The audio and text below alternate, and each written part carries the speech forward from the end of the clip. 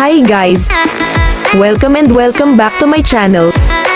This is Rets. Sa video na ito ituturo ko sa inyo kung paano nga ba i-customize ang audience natin sa ating Messenger Notes. Buksan ang Messenger application at mag-login.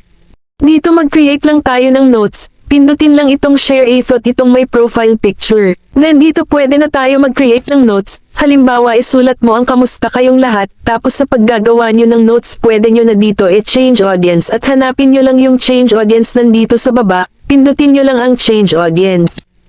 Kung magkikita nyo automatic kasi kapag nag-create tayo ng notes ma-share siya sa lahat ng friends natin sa Messenger, kasi nga ito yung naka-enable, depende naman sa inyo kung gusto nyo siyang gawin friends and connection. So sabihin ng friends and connection, kapag may friends tayo na friends niya makikita at makikita nila yung ating mga notes. So kung gusto naman natin i-custom, pindutin lang yung custom dito, mamimili lang tayo, choose who can see your note.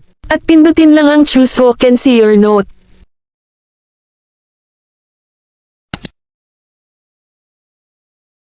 Dito mamimili lang tayo ng mga tao na gusto natin i-share yung ating note, lalagyan lang natin ng checkmarks. Katulad nito, piliin mo lang ang gusto mong i-share ang note mo. Kapag okay na at nakapili ka na, pindutin ang apply na sa taas at automatic na yan ma-share ang mga post natin at pindutin ang save. Kung nakatulong sa iyo ang video na ito, huwag kalimutan mag-follow at i-share ang video. Maraming salamat po.